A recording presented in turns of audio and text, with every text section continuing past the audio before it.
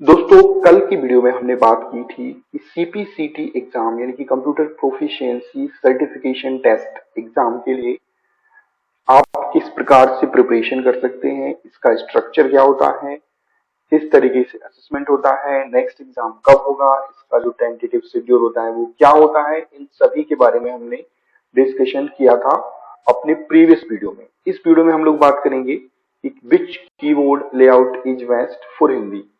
अगर आप हिंदी टाइपिंग जो कि सबसे इम्पोर्टेंट है सीपीसीटी के लिए और जिसमें बहुत ज्यादा परेशानी का सामना करना पड़ता है, तो हम लोग यहाँ पर ये डिस्कस करेंगे कि कौन सा कीबोर्ड लेआउट आपके लिए बेस्ट रहेगा हिंदी के लिए। तो चलिए यहाँ पर हम लोग डिस्कशन करते हैं इसी टॉपिक। तो दोस्तों, यहाँ पर अगर हम बात करें तो सीपीसीटी असेसमेंट फॉर्मूला की अगर हम बात करें तो इसमें दो कीबोर्ड लेआउट हैं। पहला है रेमिंगटन गेल हिंदी के लिए और दूसरा है keyboard layout in script. English में अगर आप टाइपिंग करते हैं तो इंग्लिश टाइपिंग की तो स्पीड लगभग सभी की अच्छी ही रहती है, क्योंकि मोबाइल में भी लगभग हम लोग उसी टाइप की कीबोर्ड का यूज करते हैं और लैपटॉप कंप्यूटर वगैरह में भी आप लोग वही कीबोर्ड यूज करते हैं और आपको जो जो अक्षर है उनका पता रहता है कि कहाँ पर कौन सा अक्षर है। बट यहाँ पर अगर हम बात करें कीबोर्ड लेआउट रेमिंगटन गेल और कीबोर्ड लेआउट इन स्क्रिप्ट की, तो इसमें आपको की कॉम्बिनेशन याद रखना होगा कि किन की के कॉम्बिनेशन से कौन सा हिंदी का अक्षर बनेगा। तो चलिए हम लोग यहाँ पर ये डिस्कशन करते हैं। चलिए यहाँ पर हम लोग पहले देख लेते हैं। देखिए ये दोस्तों, ये है देवनागरी इंस्क्रिप्ट यूनिकोड और इसका कीबोर्ड लेआउट है। इसमें आप देख सकते हैं ये कीबोर्ड, इसका आप स्क्रीनशॉट भी ले सकते हैं और ये डाउनलोड भी कर सकते हैं। सीपीसीटी की ऑफिशियल वेबसाइट पर ये अवेलेबल है। वहां से अगर आप इसको डाउनलोड करके अगर अपने सामने लगा देते हैं तो आप बहुत आसानी से जो है कीबोर्ड को सीख सकते हैं कि कौन सी की से क्या बनेगा। यहाँ पर जैसे हम वाई को प्रेस करते हैं तो भा बन रहा है, शिफ्ट प्लस वाई को अगर हम प्रेस करेंगे तो बा बनेगा। इस प्रकार से अलग अलग अक्षरों से अलग अलग जो है हिंदी के अक्षर बनते हैं। तो यहाँ पर हम नेक्स्ट देखते हैं। तो ये है दोस्तों Devanagari Remington Unicode keyboard layout और हम लोग जो यहाँ पर आगे चर्चा करेंगे वो हम इसी कीबोर्ड पर बात करेंगे और इसी कीबोर्ड से हम हिंदी की किस तरीके से आप अक्षर बना सकते हैं उस पर हम लोग डिस्कशन करेंगे। तो ये जो है कुछ कीवर्ड्स मैंने बताए। पहला है इंस्क्रिप्ट यूनिकोड और दूसरा है आपका Remington Unicode keyboard layout Devanagari. तो अब हम लोग बात करते हैं टेस्ट ड्यूरेशन की। तो देखिए इसमें जो टेस्ट कंडक्ट होता है वो 2 घंटे का होता है, 120 मिनट का। और ड्यूरेशन जो है ये अलग अलग डिस्ट्रीब्यूट होती है। 75 मिनट जो आपको मिलते हैं वो 75 क्वेश्चंस के लिए मिलते हैं, सेक्शन 1 से 6 के लिए।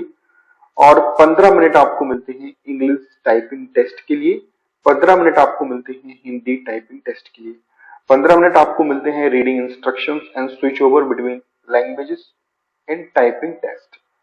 तो आपको 15 मिनट अलग से ये मिलते हैं, वो मिलते हैं आपको इंस्ट्रक्शंस के लिए, आपको स्विच ओवर करने के लिए लैंग्वेजेस के बीच टाइपिंग टेस्ट में। तो ये जो है यहाँ पर टेस्ट ड्यूरेशन के बारे में बताया। तो दोस्तों यहाँ पर डिटेल में अगर हम सिलेबस को डिस्कस करें तो इसमें आपने देखा था 1 से 6 तक। तो यहाँ पर आप देख सकते हैं 1 से 6 तक में यहाँ पर ये आ जाते हैं पूरे के पूरे सेक्शंस। तो यहाँ पर हम लोग देख लेते हैं कि पहले सेक्शन में यहाँ पर क्या है। तो सीरियल नंबर 1 ये होगा कॉम्पिटेंसी एंड सब्जेक्ट टॉपिक्स की अगर हम बात करें तो सीरियल नंबर 1 यहाँ पर जो है वो है फैमिलियरिटी विथ कंप्यूटर सिस्टम्स। तो कंप्यूटर सिस्टम्स के साथ आपकी फैमिलियरिटी किस तरीके से होना चाहिए, awareness about different aspects regarding computer hardware such age generation and types of computer. तो कंप्यूटर की जो जनरेशन है शुरू से लेके अब तक उनके बारे में आपको पता होना चाहिए। कंप्यूटर हार्डवेयर के बारे में आपको पता होना चाहिए, उनकी जनरेशन के बारे में पता होना चाहिए। प्रिंटर्स किस तरीके से डेवलप हुए हैं, पहले किस तरीके से प्रिंटर्स डेवलप हुए थे, उनके बारे में पता होना चाहिए। Input and output devices and hardware components आपको पता होना चाहिए। And such as central processing unit CPU के बारे में जानकारी, arithmetic logic unit, control unit, memory unit, universal serial bus, liquid crystal display यानी LCD, motherboard, sound card, graphics card and related concepts. Input devices such as keyboard, mouse, light pen, touch screen, graphics tablet, joysticks, microphone, optical character reader, MICR scanner, MICR and scanner, digital or wave camera, card reader, barcode reader, biometric sensor, output devices such as monitor or visual display unit, printer, impact or non-impact printer होते हैं, speaker, plotter, and secondary storage devices such as USB pen drives, floppy disks, compact disks, digital video disks, Blu-ray disks, solid state drive, etc. तो इन सब के बारे में जानकारी ये है आपका familiarity with computer systems। फिर आ जाते हैं हम लोग नेक्स्ट 1.2 में। इसमें हम बात करेंगे awareness regarding different aspects about computing software. तो इसमें आपका कंप्यूटिंग सॉफ्टवेयर के बारे में होगा, जिसमें software category such as system software and application software के बारे में, embedded software, proprietary software, open source software, computer languages such as machine level language, assembly level language, high level language, interpreter, compiler, operating systems such as Windows and Linux etc. इनके बारे में discuss होगा and concepts of memory units such as bit, byte, megabyte, gigabyte and terabyte. ये सारे के सारे यहाँ पर हम लोग डिस्कस करेंगे आगे की हमारी वीडियोस में। फिर आ जाता है 2.0, इसमें आएगा आपका knowledge of basic computer operations. इसमें आप क्या जाते हैं knowledge of basic computer operations में awareness of generic steps required for setting up computer.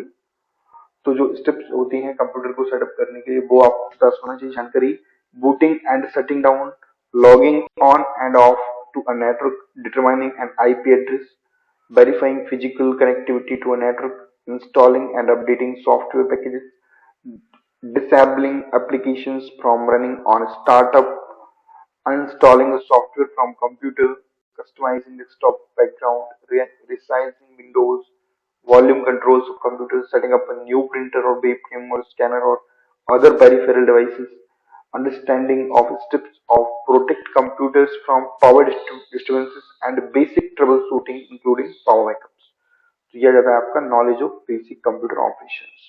2.2 में अगर हम बात करें तो awareness of system administration and security concepts such as setting options and preferences in an operating system, encryption of data, keeping personal data private and secure, creating strong passwords, changing, ये सब इसमें आता है।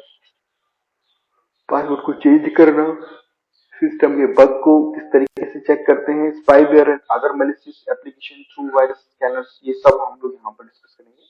आ जाता है 2.3, यहाँ पर हम लोग बात करेंगे awareness and of concepts and processes related to file management functions such as copying files to memory disk, undoing mistakes using default help modules, connecting to the internet and downloading and uploading files, settlement printing of documents, compressing files, identifying and selecting suitable file formats and using them for transferring data। तो ये सारा हम लोग यहाँ पर discuss करेंगे। Next आ जाते हैं हम लोग। नेक्स्ट दोस्तों यहाँ पर होगा proficiency in general IT skills. तो यहाँ पर देखिए तो word processing skills such as creating a document using spell check, creating tablet tables, working with headers and footers, mail merge, document formatting etc and common word processing related keyboard commands. तो ये भी बहुत important है। आ जाते हैं next है numeric skills to deal with numbers and digits using formulas, references, macros, tables, graphs through spreadsheets and common keyboard commands for spreadsheets, presentation skills for sharing and understanding data in form of charts, graphs and data।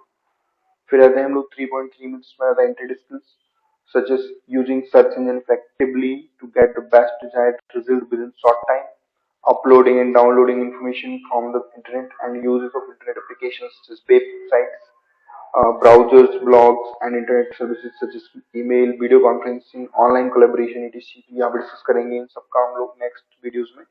Proficiency in general IT skills. Next आता है आपका reading comprehension. तो इसमें आपका reading comprehension रहेगा, इसमें passage वगैरह रहेंगे वो आपको रीड करना है और आंसर देना है। मैथमेटिकल एंड रीजनिंग जो आप पढ़ते हैं, general aptitude comprising concepts of number systems, fractional, surds and decimals, number series and arithmetic की बात करें तो इसमें percentage, profit loss, discount, compound interest and एंटीट्यूड्स, annuities, ratio and proportion, time and distance, 2D and 3D figures, areas and volumes discuss करेंगे। 5.2 में बात करेंगे reasoning aptitude, focusing on verbal and logical reasoning, focusing on deriving conclusions from logical premises or assess the validity of arguments based on statements of facts। तो आते हैं हम 6.0। तो इसमें आ जाता है आपका जनरल अवेयरनेस, जिसमें आपकी Indian history and Indian geography रहेगी, इंडियन इकोनॉमी रहेगी, Indian constitution, science and technology रहेगी, ट्रेंड्स इन करंट अफेयर्स रहेंगे। तो ये सारा कुछ डिस्कस करेंगे इस हम लोग आगे के चैप्टर्स में। और फिर आते हैं आपकी टाइपिंग, कीबोर्ड स्किल्स, जिसको हम लोग भी सीखेंगे डेली बेसिस पे। इंग्लिश टाइपिंग और फिर इंग्लिश टाइपिंग और हिंदी टाइपिंग दोनों स्टार्ट से सीखेंगे। तो ये असेसमेंट फॉर्मूला हमने पहले डिस्कस कर ही चुके हैं।